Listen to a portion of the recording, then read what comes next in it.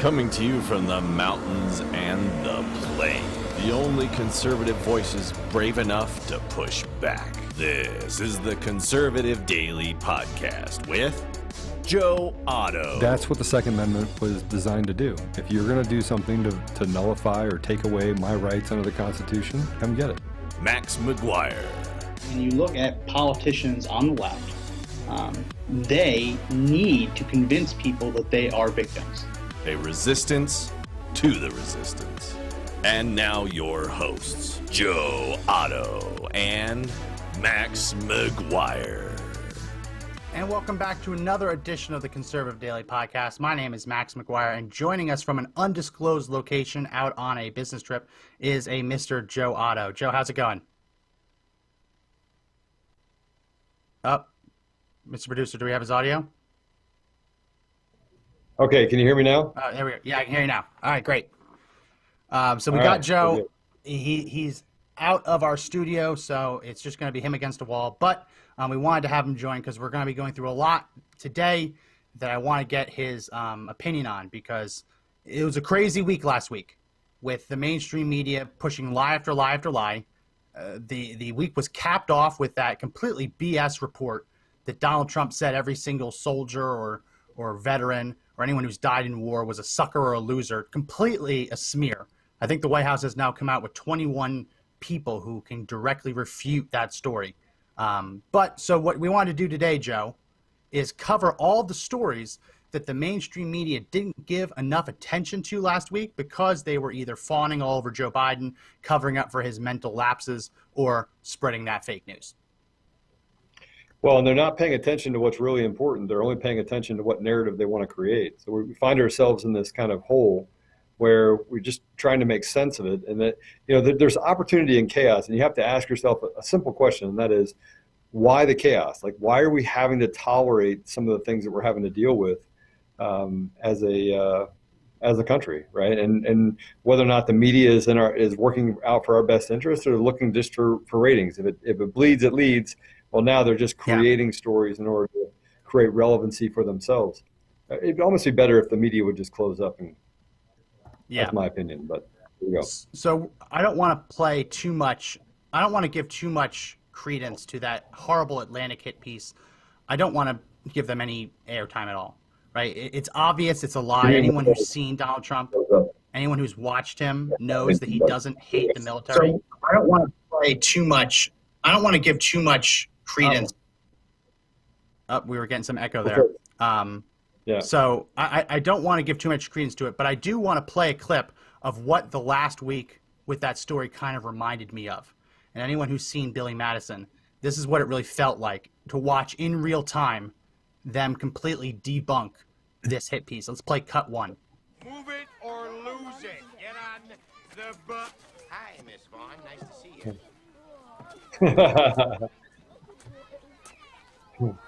Oh, boy.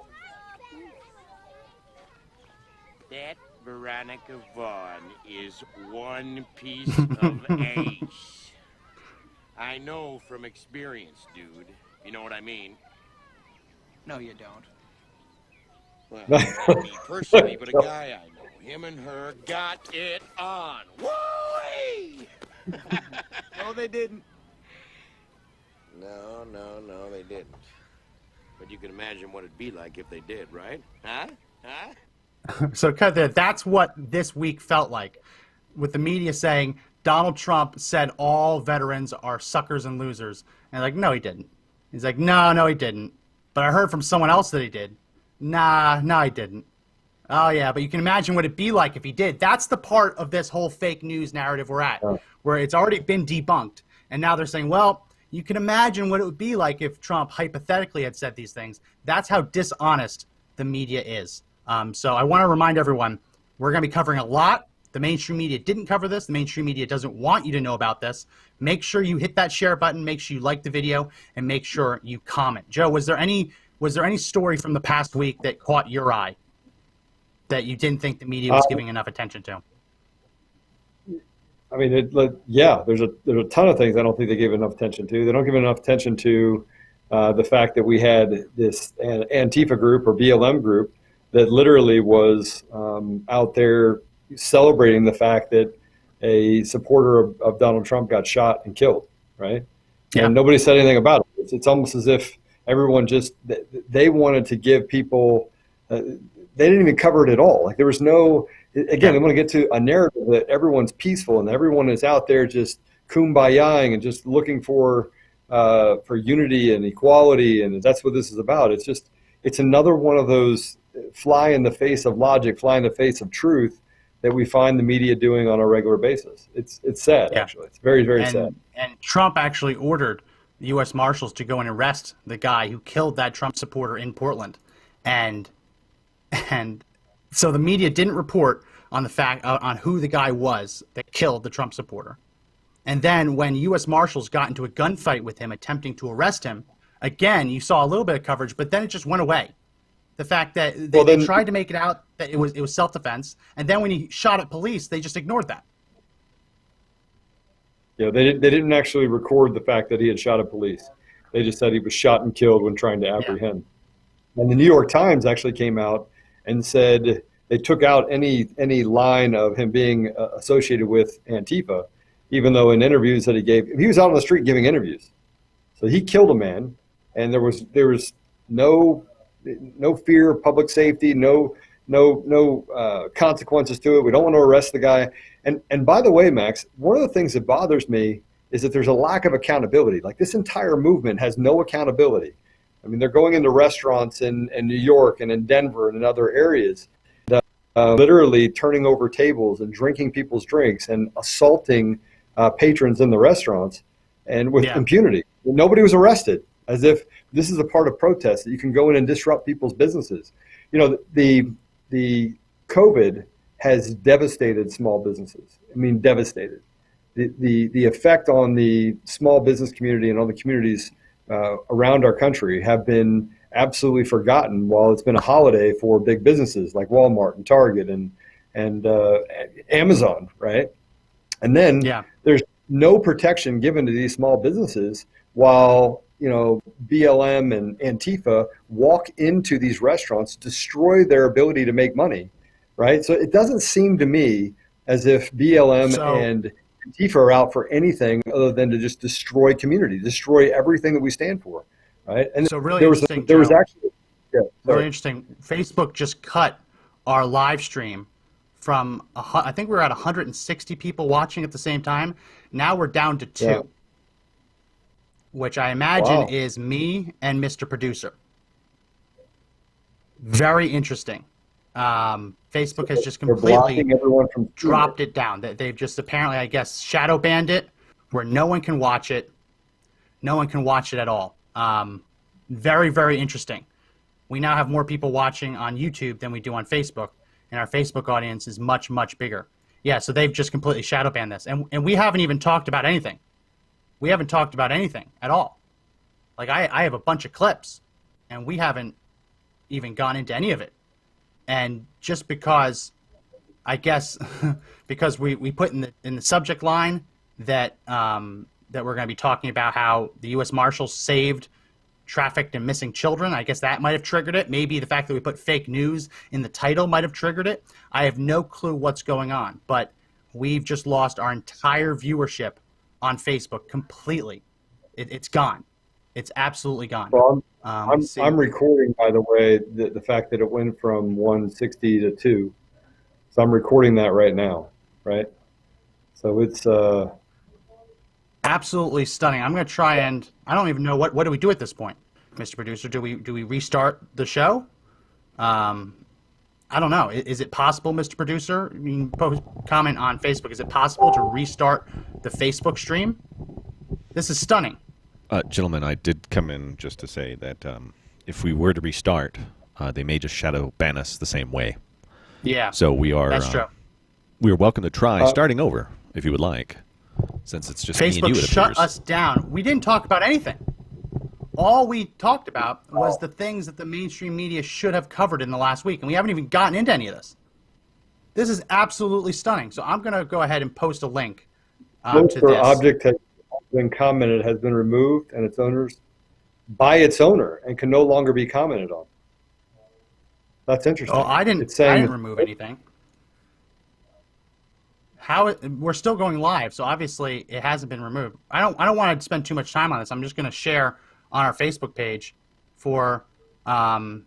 Leanne just messaged us, says, super weird, I can still hear you, but I can't comment. They essentially just shadow banned us. This is absolutely incredible. So on Facebook, I am posting a link for people to watch our podcast stream on YouTube. Leanne says she has us on her phone, but doesn't have us on our on her desktop. Very strange. So everyone, I just posted the video on our Facebook page, the link to our YouTube stream. So make sure you check that out, and you can watch it there and comment there on YouTube.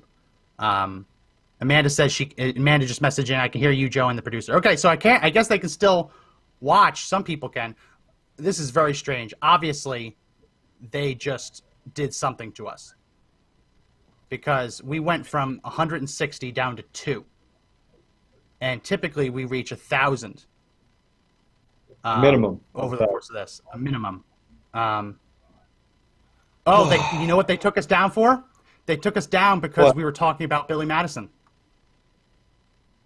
They took us down for Billy Madison. Let me submit dispute.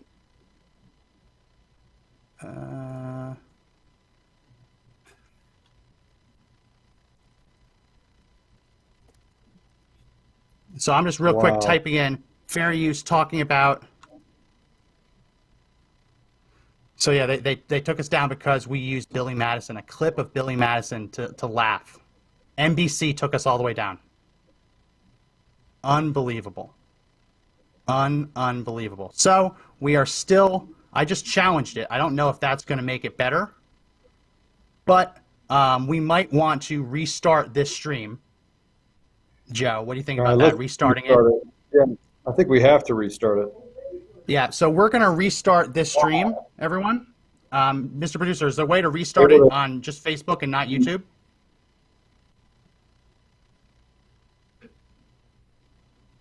Mr. Producer, is there? He says, yes, there is a way. Okay, so I guess if I create a new... This is so stupid. We played part of a clip, laughing at it, fair use of it, and it's automatically been taken down. Well, it looks like they opened it back up. I'm not sure we have to do the stream. Did they open it back up? Because I did dispute it. And let's see, did they open it back up? 39 people, 41 people. Okay, so we're going up again. Okay, so let me just verify that before I stop doing this. But yeah, that's what they did. Amazing, right? I mean, that's what we're up against. We played a fair use clip of a movie, a very little bit, to laugh at the movie and to explain how that movie reminds me of what's going on in America, and they just took it all down. So let's see. If we're back up, I don't want to spend too much more time talking about this, but if we're back up, yeah, we're back up. Okay. So we're back up to 82 viewers. Okay. That's good news. Okay, so we're not going to use any more copyright footage. Everyone, sorry about that. Make sure that you hit the like, share, and comment button and comment.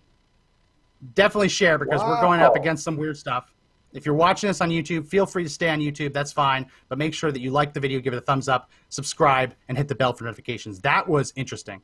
Okay, I want to get right into these cuts because these cuts they can't take us down for. We won't play any more Billy Madison. Joe, did you see this week that the Trump administration had a historic, they brokered a historic not peace agreement, but economic normalization agreement between Serbia and Kosovo? Did you see that? I did. So you probably saw that because we streamed it and we covered it. The mainstream media has not given that enough credit at all. So here is Rick Grinnell, who helped broker the agreement, giving a press conference, and he goes after the mainstream media for daring to not cover it, to ask him about something else. Let's go ahead and play cut 2. Grinnell, clearly you were effective here as the special envoy to these talks between Serbia and Kosovo, but I wanted to ask you about another initiative you led.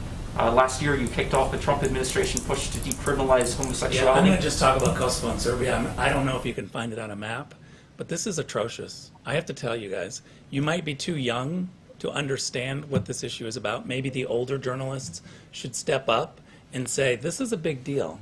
This is a big issue. I'm astounded at what happens in Washington, D.C., and especially in this room.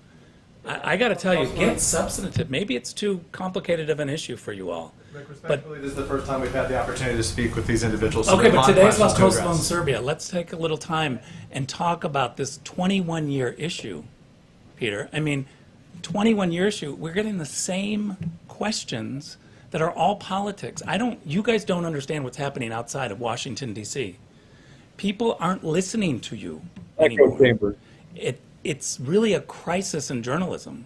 And I think it's because people are too young to understand issues like Kosovo and Serbia.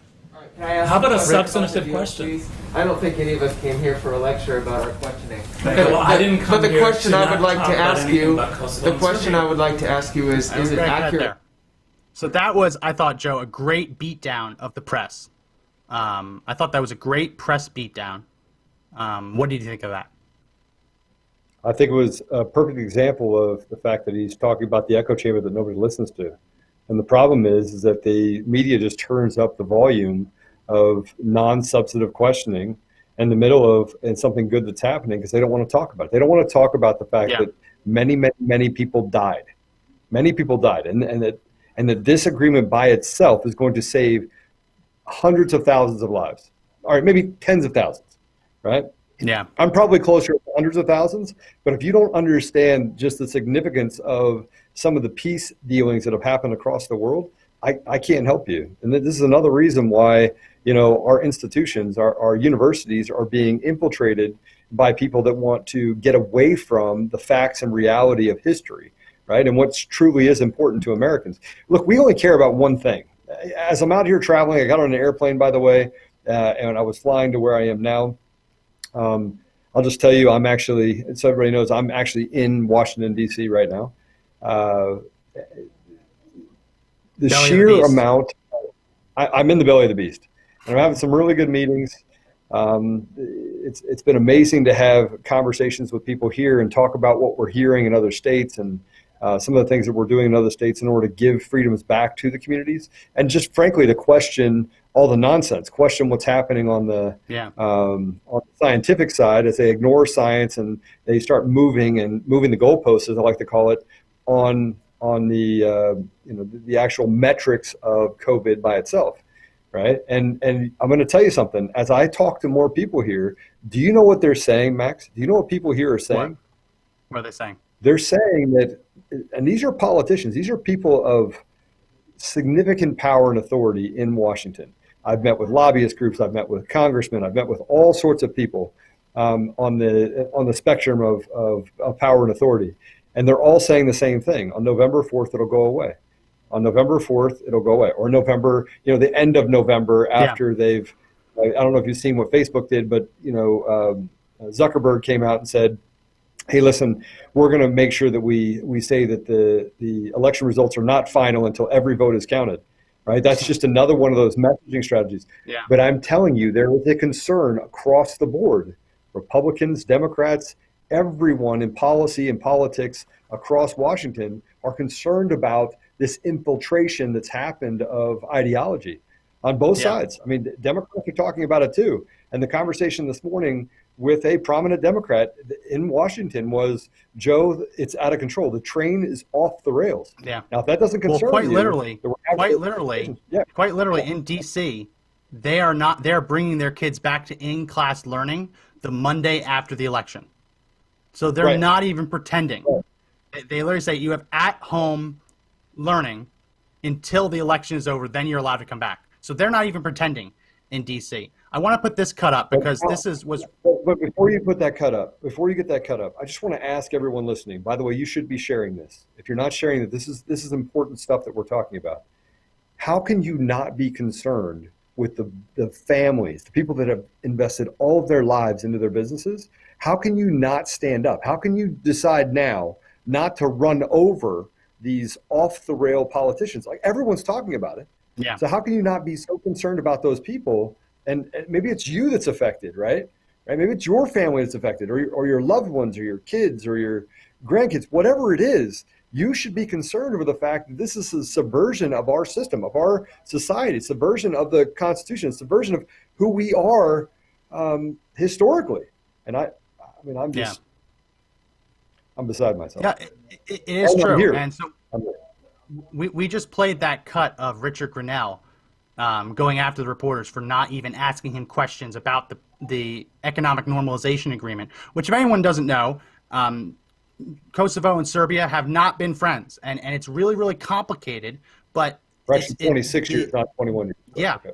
So what's been going on between them has really hurt the region, where they don't recognize like the economic degrees from the other country, right? If you rent a car in one, you're not allowed to drive it into the other. So it's really hurting economic development in the whole region, because businessmen couldn't really go there for business because they couldn't drive across the border in rental cars. Really stupid things that were just in place for decades because the two countries hate each other. So this was really a historic agreement, and the media wasn't asking Grinnell any of the questions. Let's put up image 1. This is what Grinnell had to do. He said, I literally cannot find a single U.S. news outlet that has reported on the content of the historic Serbia-Kosovo deal, so read my own piece on what these two countries just agreed to. Thank you.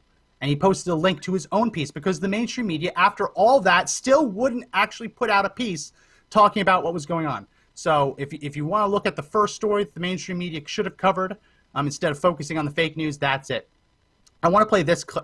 Let's put this up, because last week, there was a day where the Biden campaign announced that they had 150 current or active law enforcement officers that had endorsed him. And the media was running with that all morning. 115 current or retired law enforcement officers endorsed Joe Biden.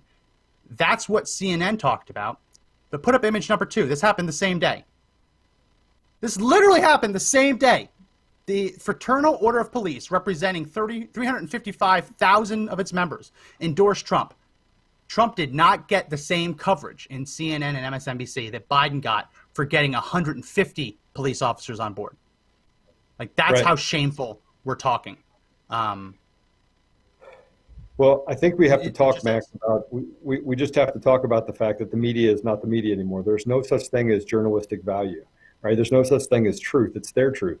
They create an ideology, they create an indoctrination, and they just shove it down our throats. So we're not going to get away from it. We are headed towards, or in the midst of a civil war. I mean, by all examples of what a civil war looks like, we're in it, right? And my fear is that we've gone past the point of no return, and now foreign interests inside of this chaos are going to get the upper hand in dealing with us as Americans if we don't start to stand up. Look, the tension in Washington, D.C. right now, you could cut it with a knife. You could cut it with a knife as people of different colors are looking at each other. Now, keep in mind, Washington, D.C. has historically been a melting pot. It's been a place where people have gotten along of all colors and nationalities. And it's the place that people, if they don't go to New York, they come down to Washington, D.C., and this is where they thrive, right? And they build businesses, and they everything from, gas stations to becoming lawyers to sending their kids off to college. And I want to bring something up that nobody ever talks about when we start talking about racial division, and that is the Asian Americans, right? So we want to talk about Asian Americans are now per capita the wealthiest group of people in the country. Yet, if you go back 50 or 60 years ago, we did terrible things from the early 1900s all the way through internment camps. And yet they have thrived. They have looked at that adversity. They have stepped over that adversity. They have sent their kids to college. They have taught them good morals and ethical character. And nobody ever talks about them. You want to know why? Because they're not an anomaly. They truly live their lives in such a way that they want to have betterment for the kids after them, right? They have a cultural significance where they let history kind of write the story of what did happen, but not what will happen. That is true resilience. And what they're doing now is they're creating this divide in our country that is pushing people towards war. They literally are doing what we have done in PSYOPs in other countries around the world. They're doing that to us in the U.S. They're what they did over there, they brought here. And I've heard people in the go ahead. Sorry. No, you're absolutely right. And you apply that to all different types of news. They are deliberately not sharing real news with the people, instead trying to push this Trump is a traitor, Trump is a fascist, all this BS, and they don't show you Joe Biden's complete mix-ups. They're also not showing the actual scientific results from studies focusing on the virus. Now, I'm going to preface this by saying that this is just from a scientific study, and this has not been completely cemented by the WHO or the CDC, but we can talk about what results from studies have shown without declaring that something is an automatic cure. Back in May, there was a study. Let's go ahead and put up image 3. This was a study out of Northwestern University, and it studied patient data from 10 countries, and the team found a correlation between low vitamin D levels and hyperactive immune systems. If people don't know this, COVID-19, the disease itself tends to not be the thing that kills people. It's the body's overreaction, the swelling, the way that your immune system is overreacting to the body that kills other organ systems. That tends to be what causes people to have fatal outcomes from contracting COVID-19. It's not the virus itself, it's how the body reacts to the virus, which might seem like it's not a big deal, but I think that there is an important thing to note. That study back in May said that vitamin D levels appear to play a role in the mortality rates, meaning that people who have more vitamin D in their system, people who take vitamins, people who are out in the sun, right? They were seeing better outcomes. Well, there was a study that just got released this past week. Let's go ahead and put up image 4. Now, again, this is just a study. This does not mean that it's set science, but this is from the Journal of Steroid Biochemistry and Molecular Biology. Right. The effect of calcifidiol treatment and the best available therapy versus best available therapy on intensive care unit admission and mortality. I have to show that so you can see. You can have the link if you want to see it yourself. That is the study. And what the study found, go ahead and put up image 5. What the study found, the highlights were that the vitamin D endocrine system may have a variety of actions on cells and tissues involved in COVID-19 progression, and that the administration of vitamin D into hospitalized COVID-19 patients significantly reduced their need for intensive care unit admission, and that this vitamin D seems to be able to reduce the severity of the disease. I want to make sure that we include that because that's a pretty big finding, because one of the ways that your body gets vitamin D is just by going outside in the sunlight. Right. Now, but what did they do? We're not saying that going outside means that you're going to be cured, but this is an important study because they're trying to keep you inside. And by the way, if you're trying to create opportunity where you can actually validate COVID, you'd want to keep people inside. You'd want to do that. Yeah. Right? And that's what they're doing. They literally have said, don't come out of your house. And if we actually go to Australia, and it's really interesting. In Australia, if you know anything about the history of the elections, it was a conservative. It was a conservative that actually won the election, the last election, as the prime minister, right? Prime minister. Yeah, prime minister. Won the election, and they're forcing people to stay at home. And when the train gets to the point where it's off the rails, kind of like what President Trump has had to do, he's had to rely on people inside of his administration, to give him advice on whether or not this is actually a real threat to our society. And the further we get down the road, the less likely this becomes a real threat to our society. Yeah. Yet he still has this group, which I believe is the deep state. You can say whatever you want about deep state, right? It's a conspiracy against the American people. It wants to create a stronghold in the government, in people in the government, right? We have 32 million people that actually work for the government at the state and federal level. You say what you want, they want to grow, they want to swell that, and they want to destroy small businesses. And by the way, if they don't want to do it, they're doing a really good job of it because innovation is not playing a part in this. They're not trying to come up with innovative ways to keep people going to the gym, to keep people healthy and exercise, to keep people outside, get people to participate in things that, collectively would give them good mental health. They're breaking down the quality of who we are as people. And we're watching it happen. So you could say it's conspiracy theory. No, it's not. It's not a theory. It's actually enacted because we're an innovative people. We're an innovative country. And we've cut that off. Christy just wrote in on the comment section. She says, I'm doomed. I work nights and I sleep during the day, so I don't get much vitamin D. Well, there's other ways to get vitamin D in your system. I don't understand. We're not saying that it's a cure. We're not saying that if you stand in the sun, you'll never get COVID. We're not saying that. But why wouldn't the media share this? Like, why? We know that there are negative health outcomes from locking people down. We've talked about the suicide on the show. We've talked about substance abuse. Not getting your vitamin D because you're not going outside, among other ways to get it, seems in this case to be a definite negative when you're looking at the outcomes of COVID cases and whether you go to the ICU and whether you have a fatal outcome. I just don't understand why the media wouldn't want to let people know about this. And again, it's not a complete cure, but they say follow the science, listen to the science, and yet they're noticeably absent are any of these studies that are supporting things that we've all been saying all along. That are scientific. Yeah, I want to play this cut because Kamala Harris last week, Joe, and I'll get your reaction to it on the other side. We're working with a slight delay because Joe's remote. Kamala Harris doesn't trust the vaccine because Donald Trump is pushing for it and pushing for it to get out to the people as soon as possible. Let's play cut 3. But do you trust that in the situation where we're in now, that the public health experts and the scientists will get the last word on the efficacy of a vaccine? If past is prologue, that they will not. They'll be muzzled. They'll be suppressed. They will be sidelined because he's looking at an election coming up in less than 60 days, and he's grasping for whatever he can get to pretend that he has been a leader on this issue when he is not. So let's just say there's a vaccine that is approved and even distributed before the election. Would you get it? Well, I think that's going to be an issue for all of us.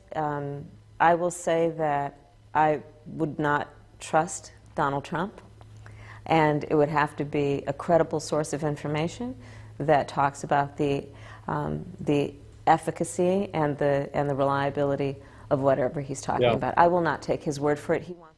So cut that off there. Go ahead, Joe. I want to be really clear.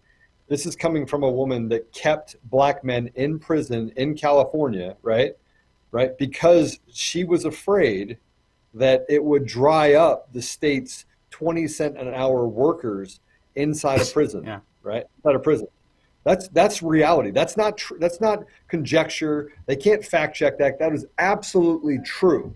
It's true. They fought against releasing black men specifically into society because it would take away their ability to have a workforce in the What do you think about this excuse to not want to take the vaccine? Because Donald Trump is not the one giving it final approval. This is a blind process where you don't know who's involved. It's completely blind when it comes to vaccine trials. We're not saying that everyone needs to or must have a vaccine. It's up to you to decide. Look at the vaccine, look at the trial results when they come out, and decide for yourself and your family whether it's right for you. But what she's saying, that's not what she's saying. What she's saying is, I don't trust it because Donald Trump is promoting it. That she says Donald Trump has been asleep at the wheel fighting COVID-19 while simultaneously denigrating him for racing through a vaccine faster than has ever been done in our history, right? She's basically just talking out both sides of her mouth. But what do you think about this? Because when conservatives talk about this, they say we're anti-science, even though we're saying, hey, we just want to look and see the results before we take a new vaccine. And you have to respect my right to not take it if I don't want to. What she's saying is very different. She's politicizing this openly, nakedly. Oh, did we lose Joe? We might have just lost Joe. We might have just lost Joe. He froze. Joe, if you can hit the refresh button, and come back to us. Mr. Producer, see if you can get him on the line and work that out.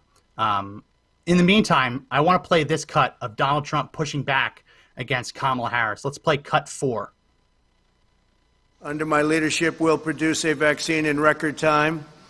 Biden and his very liberal running mate, the most liberal person in Congress, by the way, is not a competent person, in my opinion, would destroy this country and would destroy this economy, should immediately apologize for the reckless anti-vaccine rhetoric that they are talking right now, talking about endangering lives, and it undermines science. And what's happening is all of a sudden you'll have this incredible vaccine, and because of that fake rhetoric, it's a political rhetoric, that's all it is, just for politics, because now they see we've done an incredible job, and in speed like nobody's ever seen before. This could have taken 2 or 3 years, and instead it's going to be done in a very short period of time. Could even have it during the month of October.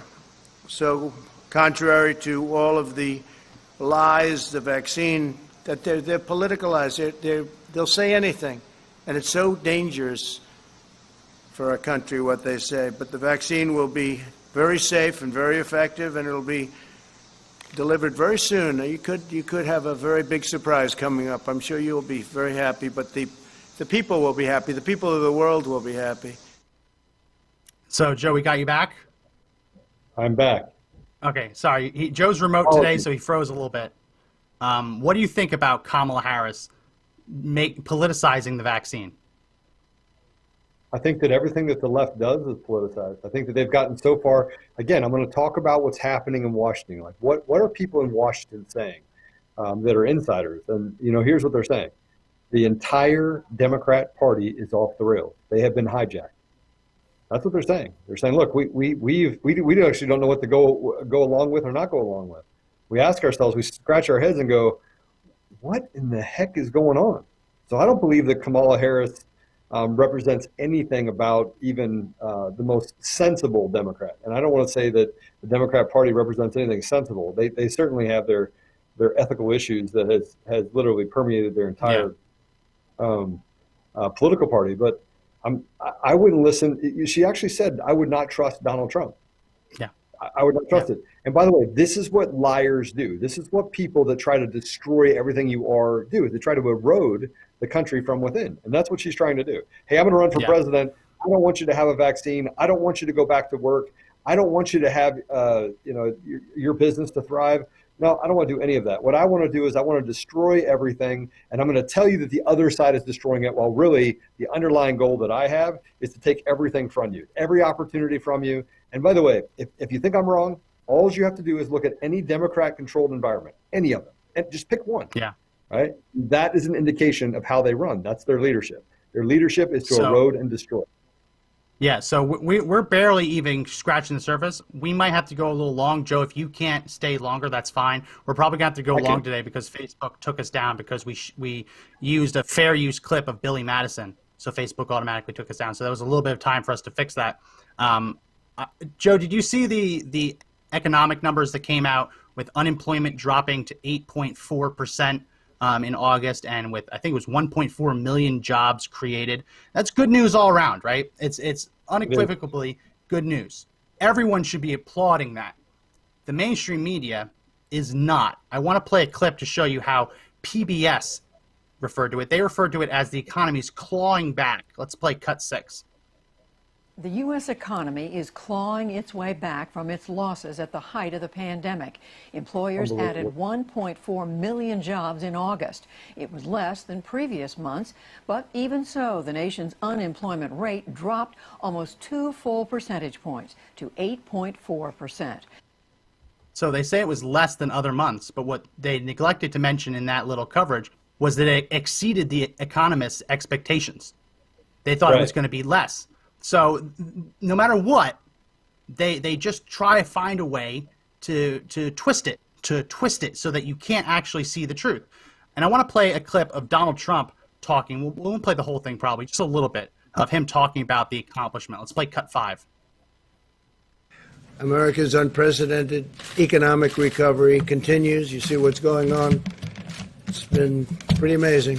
The United States economy added today, announced this morning, 1.4 million jobs last month, bringing the total to over 10.6 million jobs created in just 4 months. That's a record by far. In August, we added 249,000 retail jobs, 174,000 leisure and hospitality jobs, and 29,000 new manufacturing jobs. The unemployment rate plummeted to 8.4%. The second largest single month drop ever recorded, surpassed only by our big decline in June. Last month, we saw large declines in the unemployment rate for African Americans, Hispanic Americans, and Asian Americans, very big declines. We're witnessing the fastest labor market recovery from any economic crisis in history, by far. By contrast, the last administration had the slowest, weakest, and worst recovery in American history. That was well documented, as you know. Let's cut it there. So I want to preface this because he mentions the previous administration. I want to pull up what the Democrats were saying 4 years ago, almost exactly. I'm sorry, 8 years ago, almost exactly, in 2012, when the economy was very sluggishly getting back to normal. I want to put this up. Let's go ahead and put up image 6.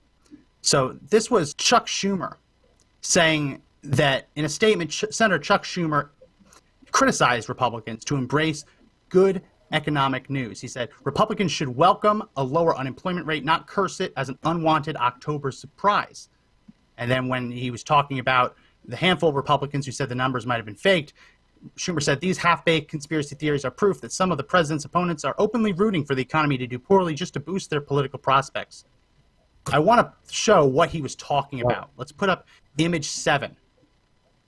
What he was talking about was 8 years ago, the unemployment rate fell to 7.8 in September of that year. So just a little bit below what our unemployment is now.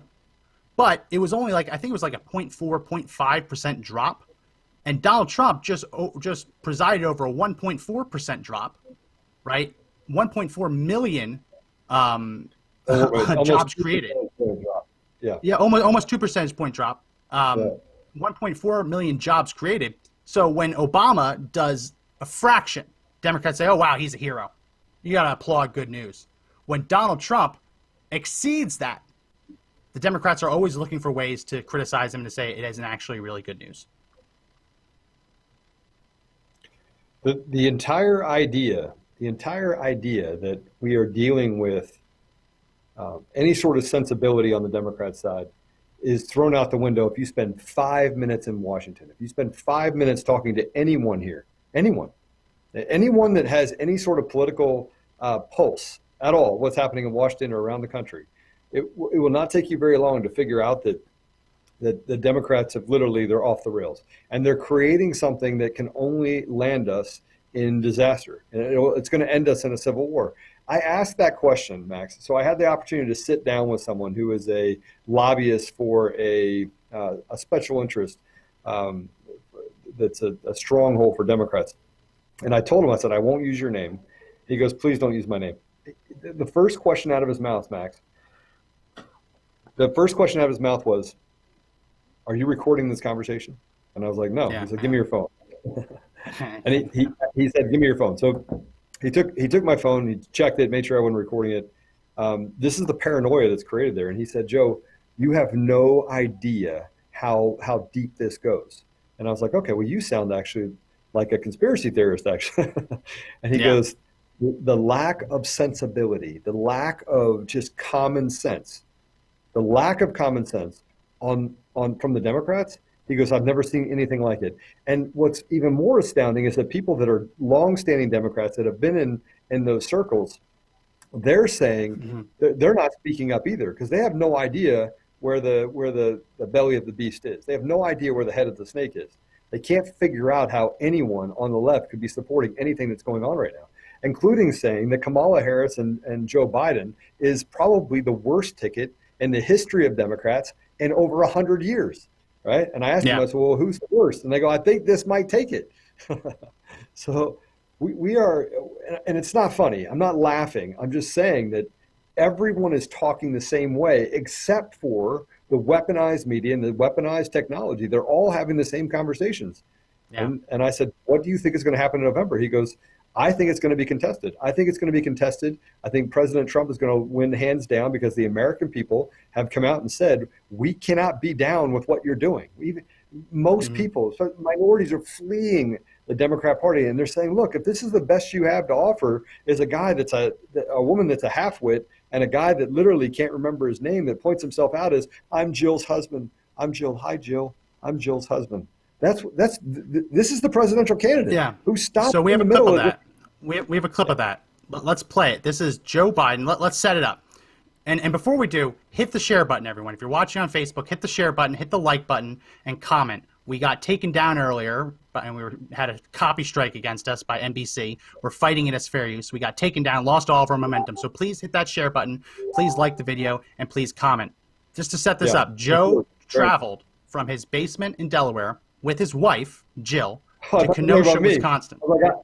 Joe Biden. Joe Biden traveled with his wife, Jill, from their basement in Delaware all the way to Kenosha, specifically to have an event in Kenosha.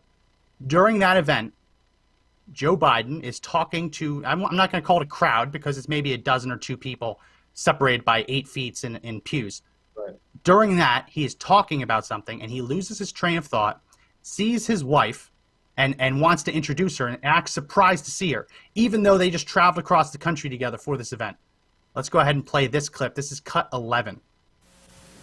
There is not a single solitary reason in the world why, as I said, we shouldn't be in a position that everybody, and that's my wife, Jill. Hey, Jilly, I'm Jill's husband, actually.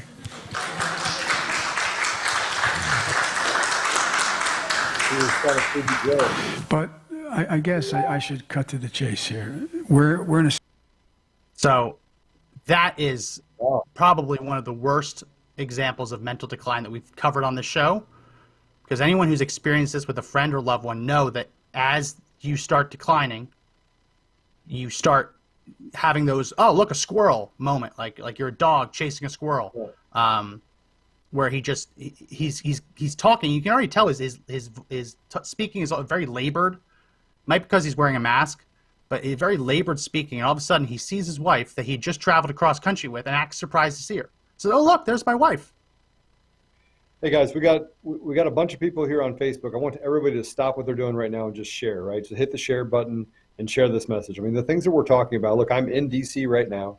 I'm having conversations with people that are, congressional. So I'm meeting with congressmen over the next couple of days. I'm meeting with people who are lobbyists. I'm meeting with both sides, to be honest. I mean, I want to hear what people have to say. I get a pulse for what's happening in Washington.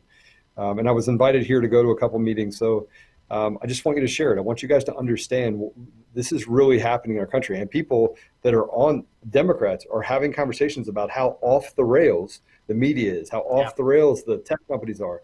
And they feel like, and I'm not going to put words in anybody's mouth, and nobody actually told me this, but it's like Frankenstein. Like they built Frankenstein, they put Frankenstein out there, and now they're just hoping the Democrats fall in line behind Frankenstein. But that's what it is. I mean, we're dealing with a Frankenstein moment. We are dealing with a crazy ideology, an indoctrination like I've never seen before of illogical behavior, right? It's sickness. I mean, this is we're talking about really sick people right here. And it's funny that you had the I didn't see the clips that you actually put on for today, but it's funny that you had Biden doing that, because I say to myself, where's the sensibility? Where's the call to say this guy can't run the country? It's obvious that somebody else is going to be pulling the shots, and that they have their hand on the joystick if Biden becomes president. And that should scare everyone. That should scare people on the left, it should scare people on the right, because everyone in positions of power and authority in Washington that say, look, chaos is good. Every one of them said, we have no idea what's going to happen if Biden actually gets elected. I can't imagine. We have a few more clips. We have a few more clips of Biden with his decline, Biden with flip-flops.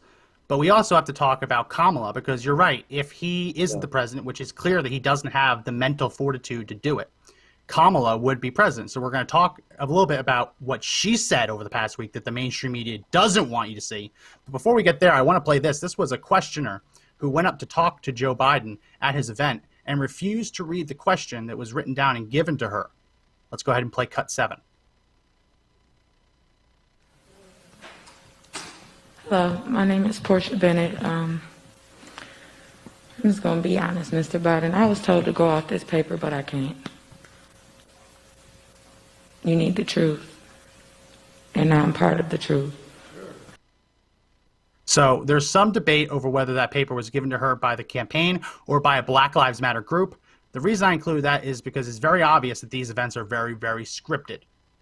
And the questions, even the questions that Biden gets from reporters, as Trump calls them, they're like questions for children. Let's play cut 8 and I'll get your response. Cut 8.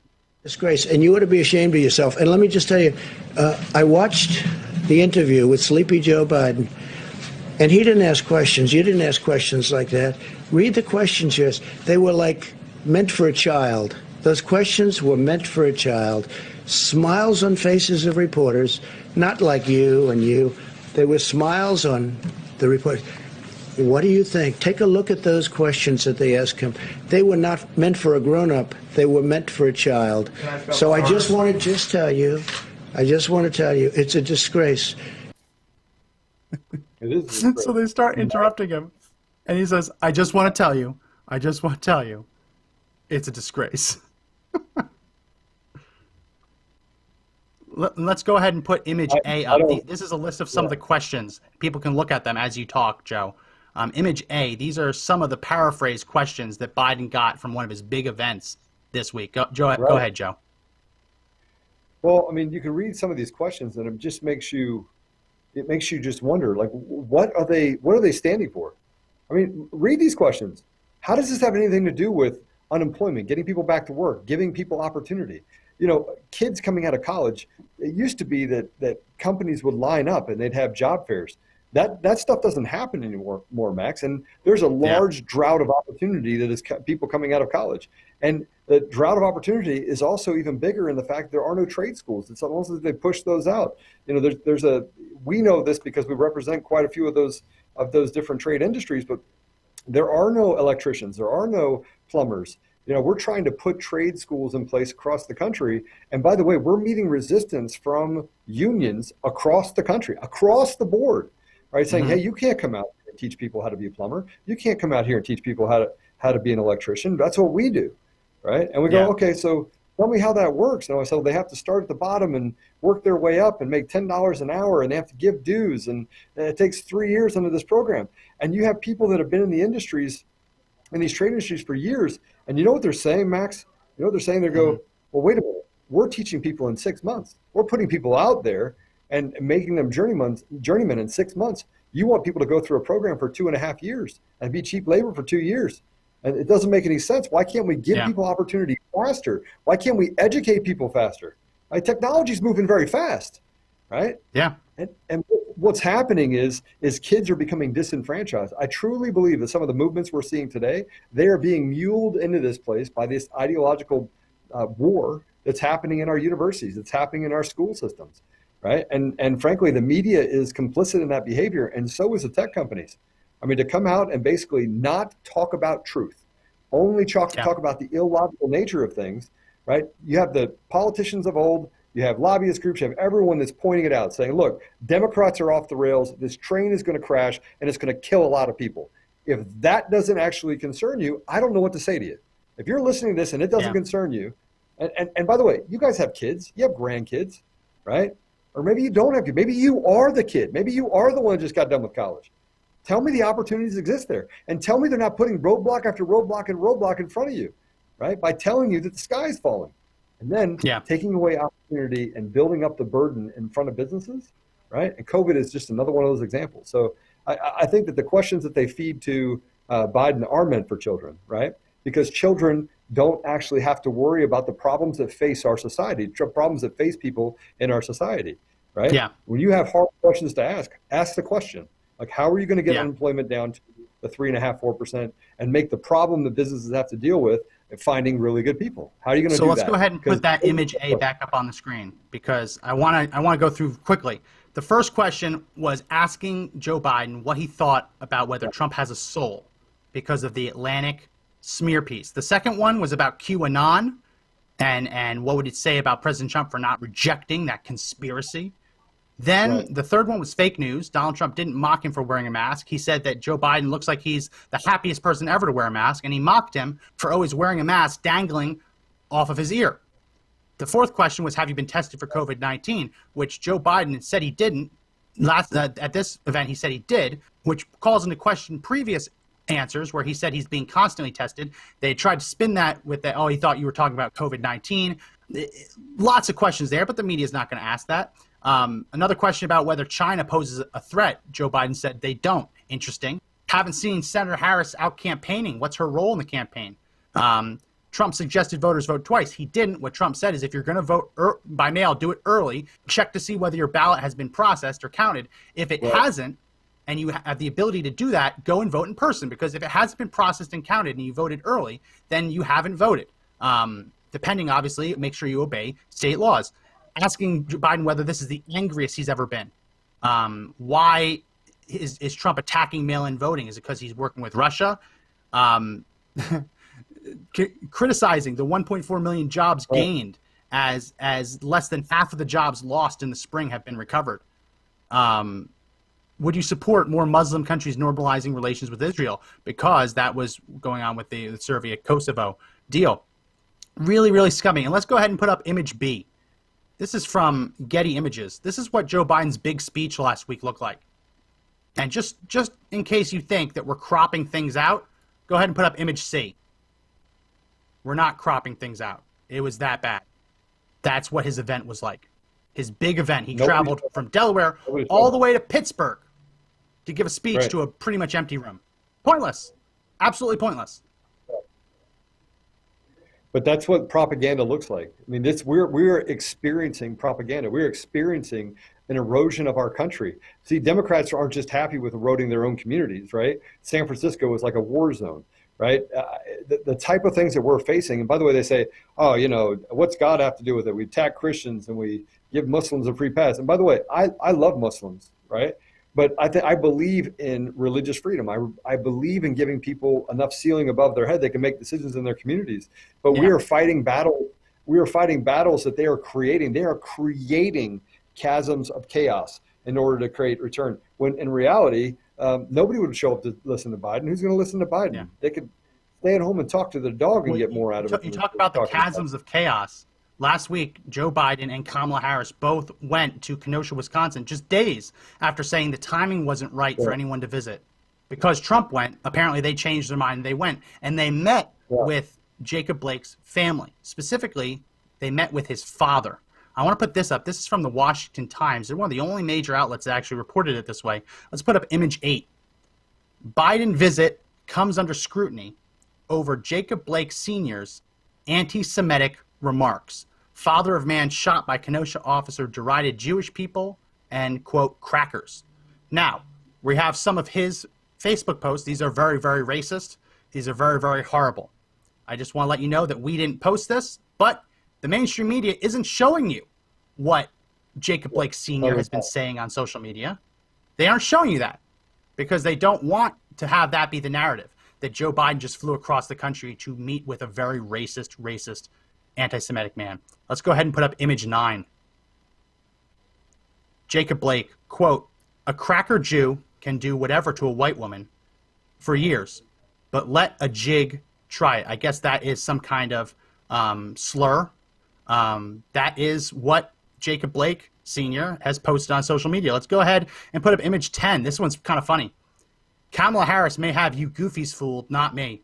And then he met with her. And this one, beyond the racist stuff, this one really got me. Let's put up image 11. This was posted by Jacob Blake Sr., which is just a picture of Jesus in a toilet.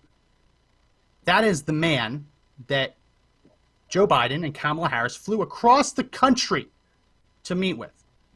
Let's play a clip of Kamala Harris walking out of that room, getting ambushed by reporters, and listen to what she said about that meeting. Let's play cut 9. Senator, how was your meeting with the Blake family today? Really wonderful. I mean, they're an incredible family, and what they've endured, and they just do it with such dignity and grace, and you know, they're carrying the weight of a lot of voices on their shoulders. And what was the message that you shared with him and his family? Just to express concern for their, you know, well-being, and of course for their brother and their son's well-being, and to let them know that they have support. Thank you. So notice how she's running away.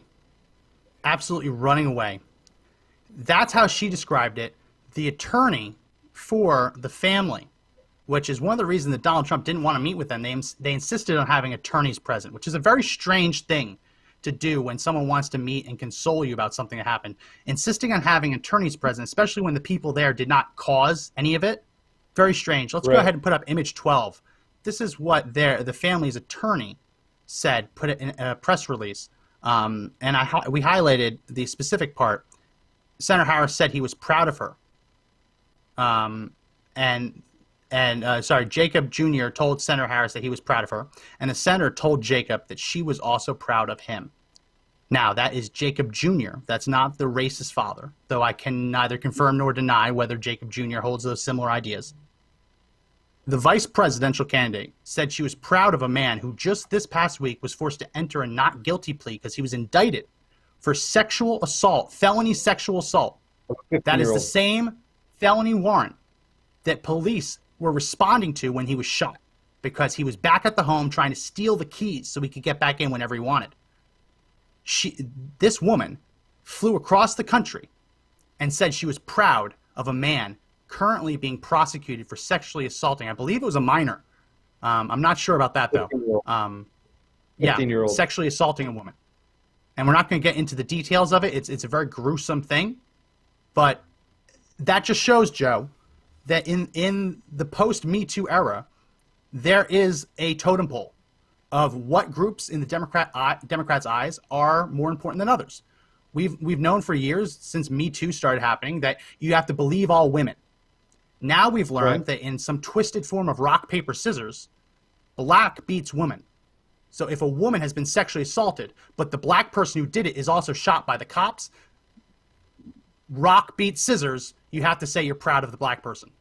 I mean, it's a twisted way to describe it, but that's that's the game. We're just trying to understand the rules. Democrats made the game.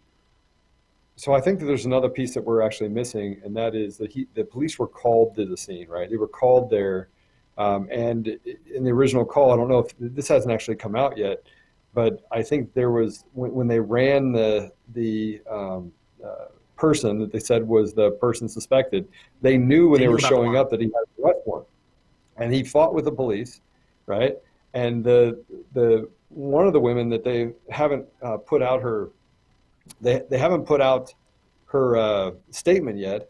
It's a narrative that nobody wants to talk about. Actually, I did talk about this a couple days ago or yesterday with someone in Washington. But one of the things that came out was that she said, "Look, it's this girl that got raped was in my family. She's a part of my family," and tried to talk about the fact that they've been trying to seek someone to even arrest him for what he did for some time beforehand, right? And that it wasn't happening fast enough, right? That he was actually coming back and terrorizing the family. But the media just wants to ignore facts. Imagine if you were the mother or father or aunt or uncle of that young girl, right? How you would feel right now knowing that Kamala Harris running for vice president on a ticket with a guy who basically drools on himself and can't remember anything and plays the equivalent of whack-a-mole with his brain. Imagine them actually saying that they're proud of someone that raped your daughter. I mean, just imagine that, right? And just this week, he was forced to enter that not guilty plea. So it's happening. They're not dropping those charges. But the point is that it might come down the trail of, okay, we have to drop these charges. I can see it happening. I can see the fact that the illogical nature and the fact that there's chaos of, hey, we're not going to prosecute him when, frankly, he raped that 15-year-old. He raped her. Right? We're hearing from in the comment section that it wasn't a child, that the child might have just been present. Regardless, he sexually assaulted in a very gruesome manner a woman. Regardless of the age, he had a felony arrest warrant, and police were notified about the felony arrest warrant when they were sent to the same block as he was trying to steal the keys so he could get back in the house whenever he pleased. Really, really stunning stuff. I want to play this, though, because this is Kamala Harris in... she's on the road, right? And she just had this little round table. And one of the people at the round table is talking and said, that wraps it up. Kamala, I know that you want to answer questions. So let's take some questions. And then the campaign, we'll just watch what the campaign does. Let's play cut 10. Are very honored, proud, and lucky to have Senator and soon-to-be Vice President Harris with us today. And I will pass it back over to you because I know you want to take some questions before you get out of here. Thank you, Paul. Thank you, Paul. We're all set. Thank you. Thank you, Paul. Nope. All set. We're going to head out the same way we came. Wow. All set. Do you know that? How about that? All set. Thank you, guys. Thank you, guys. Let's cut it. She doesn't answer any questions.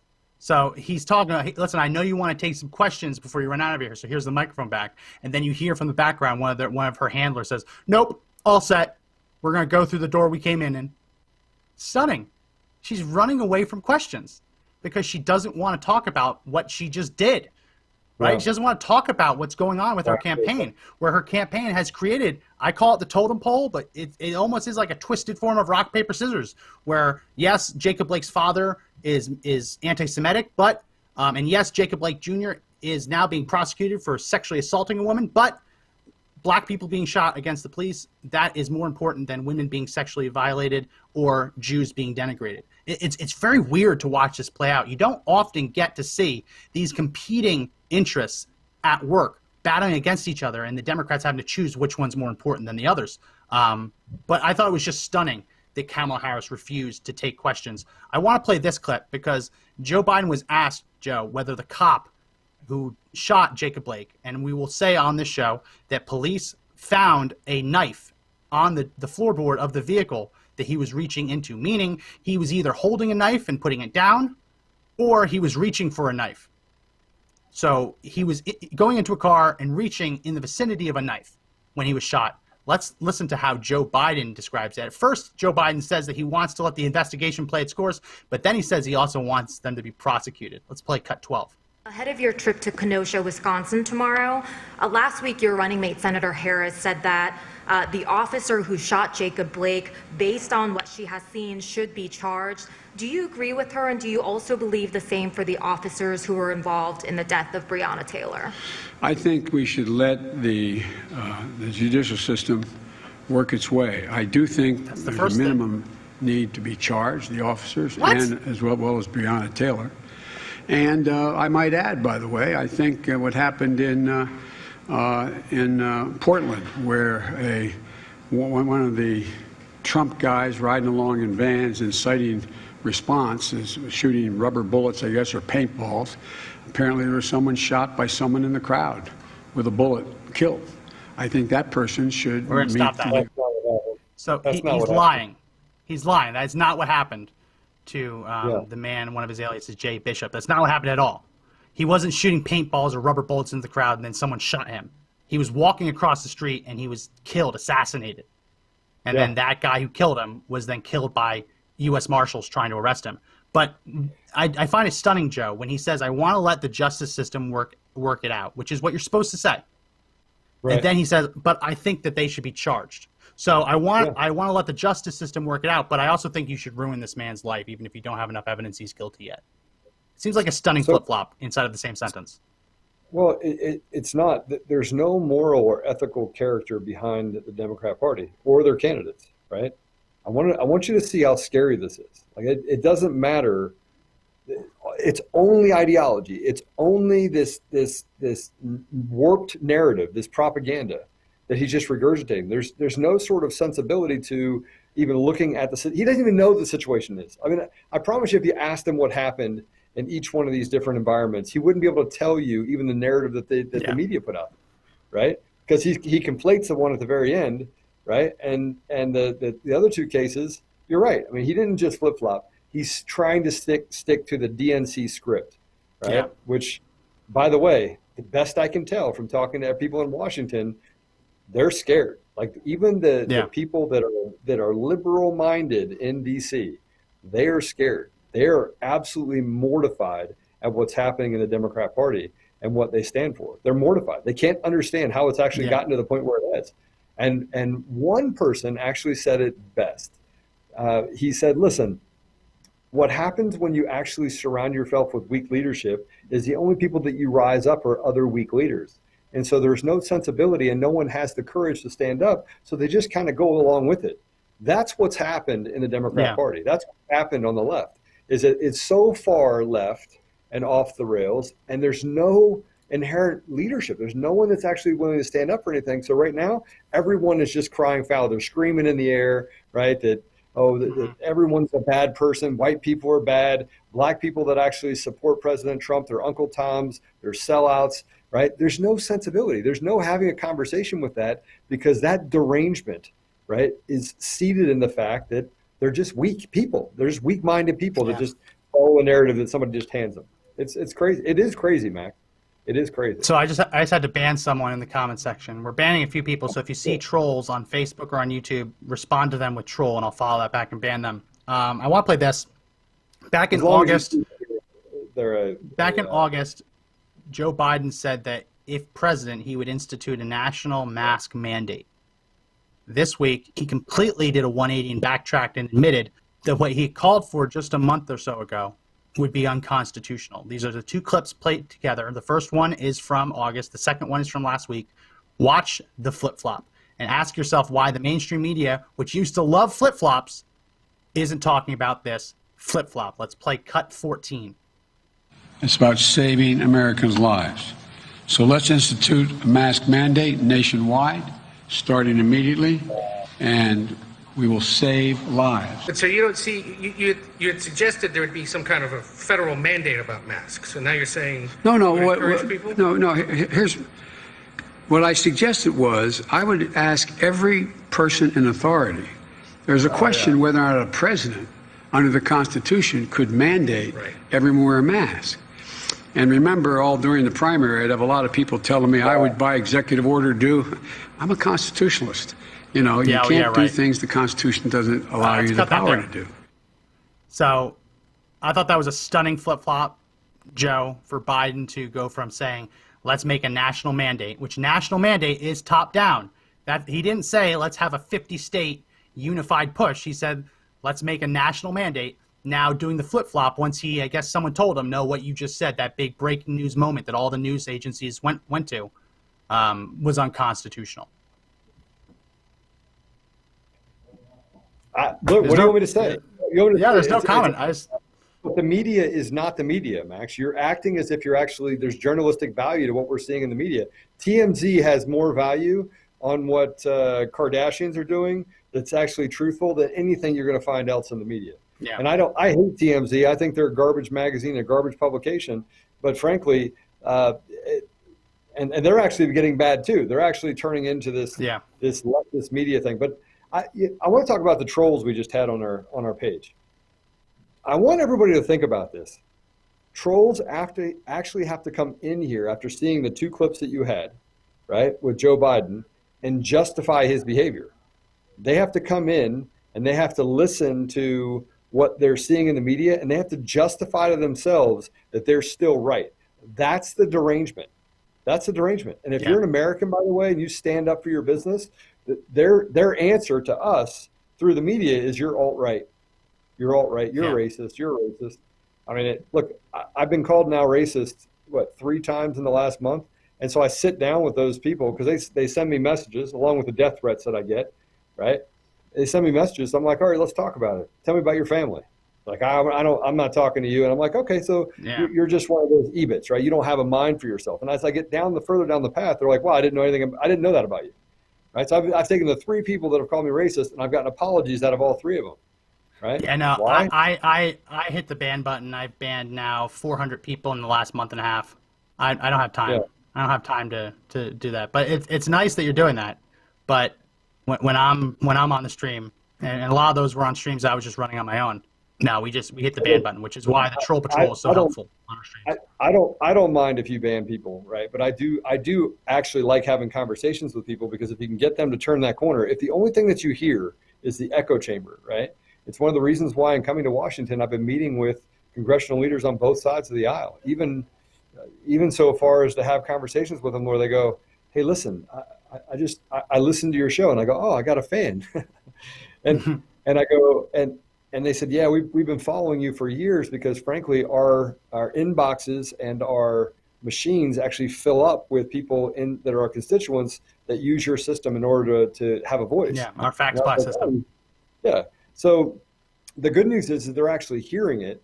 The bad news is that when I'm having these conversations with them, and they're basically saying, look, sometimes we have to toe party lines. We don't like it. It concerns me because it just pushes more towards that ideology that the train is actually off the trails, that it's heading towards an American city near you. It's going to crash and burn. It's going to take out a lot of people. It's going to kill a lot of people. And I just don't believe that. I can't believe the consciousness of the people that are actually out there fighting for the left, because it's unconscionable what's actually happening in our country, what they're actually doing in our country. It's unconscionable. So let's put this up. The mainstream media, I don't know if you saw this last week, there was a report. Apparently someone crunched the numbers, and they said the protests, the riots, are only 10% violent.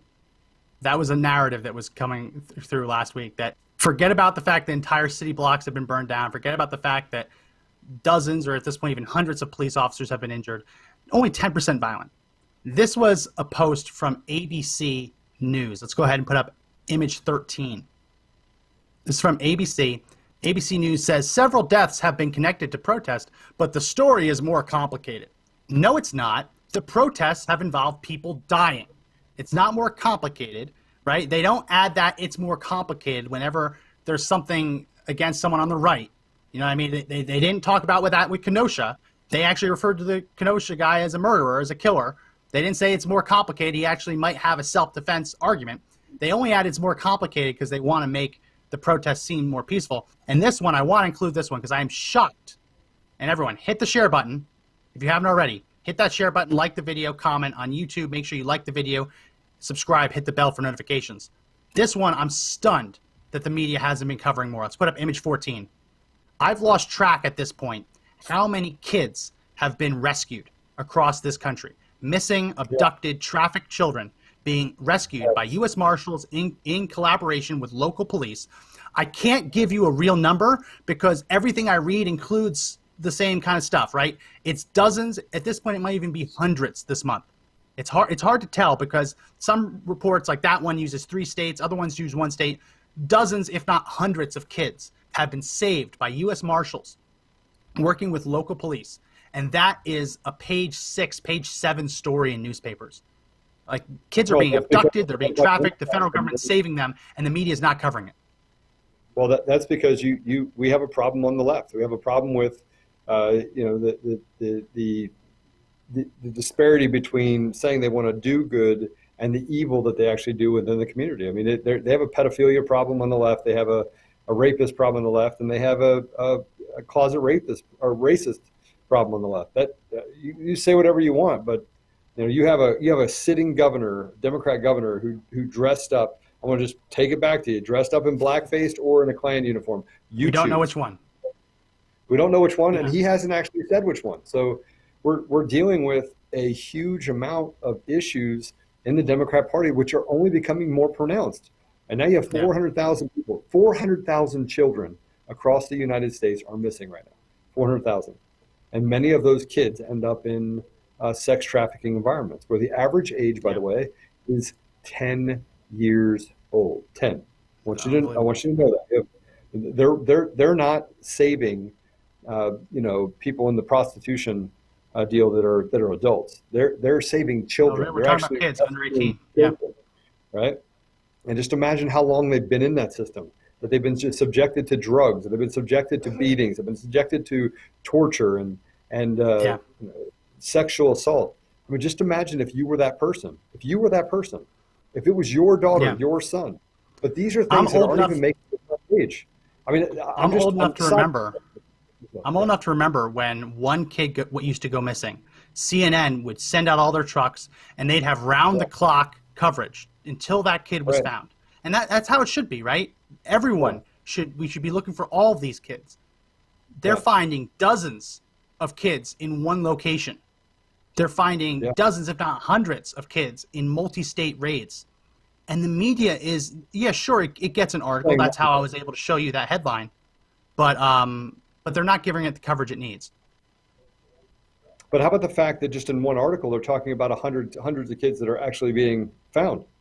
I mean, just in one article, they're talking about the fact that hundreds are found. It's not hundreds if you actually collected all the cases. It's hundreds in a very small group of people that are actually being saved, right?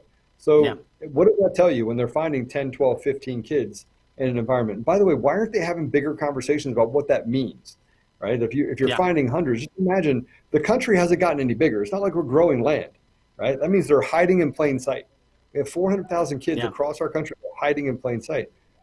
Just as a mother, as a father, as someone who has kids and grandkids and nieces and nephews, how does that make you feel to know that the news, the media, is more concerned about what Trump has for lunch, more concerned about some policy that happened a year ago or 2 years ago and how they can criticize that person than they are about kids, than they are about an agreement between Kosovo and Serbia that frankly is going to save lives, tons and tons of lives. But we don't want to talk about the historic nature of that. We just want to push towards some sort of,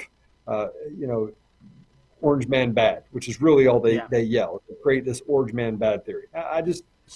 I'm disgusted by the entire Democrat Party. I am disgusted by what they represent. I'm disgusted by the lack of courage that they show, because they certainly aren't standing up for the American people or children or anything of significance that affects our lives as people.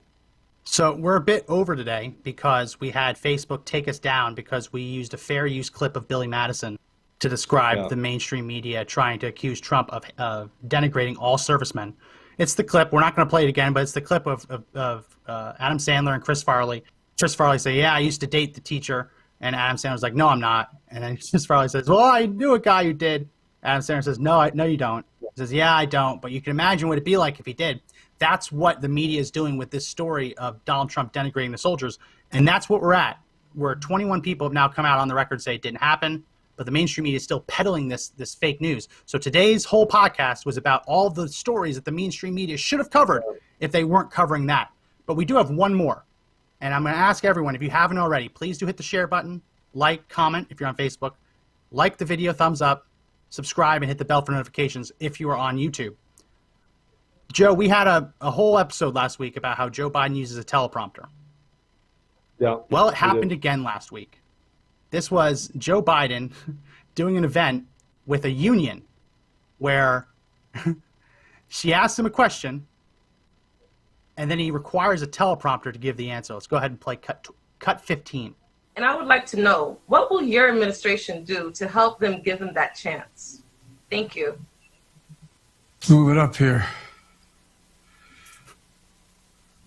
You know, there used to be a basic bargain in this country. Workers shared in the wealth their work helped create. So I'm going to say, when he says move it up there, he's talking about his handler, whoever's controlling the teleprompter, moving the response higher on the teleprompter so we can read it. The pause, I want to play that again because knowing what that means, watch it again. Let's go ahead and play cut 15 one more time. And I would like to know, what will your administration do to help them give them that chance? Thank you. Move it up here. You know, there used to be a basic bargain in this country. Workers shared in the wealth their work helped create. Does he look like he has the fortitude? Does he look like he has the energy? He looked very sleepy in that video. No. Well, he's got to be getting tired. I mean, he's having to keep a pretty hard schedule. And, you know, here's the thing about President Trump. In between his naps and his applesauce? He takes naps, applesauce. He doesn't drink, right? Keeps himself mentally sharp. And there's a lot of different things about President Trump. You know, his schedule that he keeps in order to just keep himself, his mind going, right? And he's constantly trying to solve problems. He lives for solving problems. Yeah. And so I look at some of the things that we're seeing from Joe Biden, and I think to myself, you know, he would not last through 4 years in office. And Kamala Harris has already proven that she would rather see black men and women making 21 cents an hour in prison systems than actually give them a chance at a second chance. So just keep that in mind as you start looking at who is really representing the Democrats. If I was a Democrat, I'd be mortified. I would do everything I can to get President Trump reelected, because what they're facing on the other side of that is something much greater of a deficit of opportunity for people, regardless of where you are. And frankly, Max, the teleprompter idea, just imagine who's going to have to be behind the teleprompter every single time Joe Biden gets on the camera, right? Yeah. It's going to be, I can't even. And that was supposed to be a live question and answer. It was supposed to be a live question and answer, and he couldn't do it. He needed a teleprompter to respond about the importance of unions. That's all that was. Yeah. That was a response about the importance of unions. That's supposed to be his stump speech, but he needed that. So the last thing is, I left this to the end because when we play this, you're right. Well, the minute that we play this, we're going to be hit with a graphic warning by Facebook. But the one thing that I didn't think got enough coverage was last week when Antifa tried to throw a Molotov cocktail, which is an attempt to burn police officers alive. They accidentally either hit one of their own or hit a reporter. Not sure which one, but I think they're both on the same team. They hit one of their guys, and what followed was, we can laugh because he survived, but what followed was a very funny sight of him running around with his feet on fire. Before you play this, I just want to point out that he was on fire, and the police officer came over and put the fire out on him, right? So the police officer came over and actually sprayed the fire extinguisher right, to put the fire out on him. That's the humanity of the police. That is the ethical character of the police, of most police officers, most, right? Is, hey, I need to render aid, right? But just imagine it, see this clip, what one side says it represents and what one side does represent, and the difference between the two. And I'm okay with laughing because he survived. And this falls under the play stupid games, win stupid prizes. If you know that Antifa is throwing firebombs at police, you should not trust the soy boys with having a strong arm. Do not trust that the soy boys will be able to throw that 20, 30, 40 yards. Do not stand in between them and the police. So go ahead and let's play cut 16. He's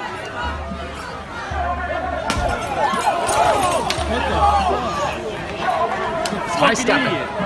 He's high-stepping around. High-stepping around.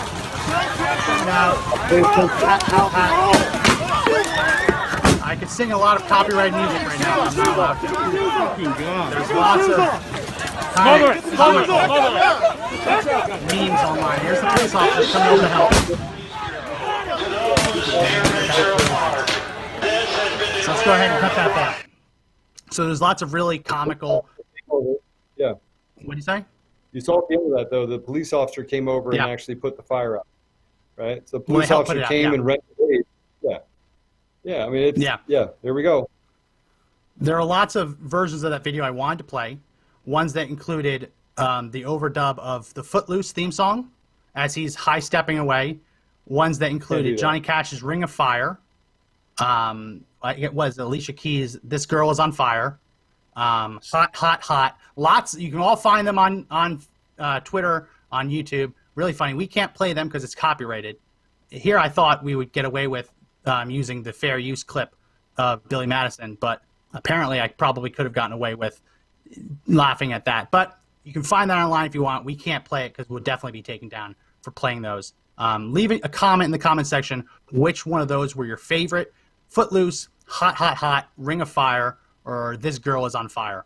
If you haven't seen them all, go check them out on Twitter. They're very easy to find. Well, that's going to be it for this. Joe, any final words as we wrap this up? Listen, we have to get to the point where we're willing to stand up all the time, all of us, all the time, right? We have to have a constant barrage against chaos by pointing out that it's just chaos, right? If you have kids that are going to college, you need to know what your kids are actually learning. You need to take an active interest in that, make sure that ideology isn't creeping into their mind, because it is like an infection, right? It is like a cancer. It'll eat away who they are as people. So just have enough courage. Courage is as infectious as fear, right? And do yourself a favor. Love on someone. Doesn't matter what color they are, what religion they are, but take the time to get to know someone else around you in your community.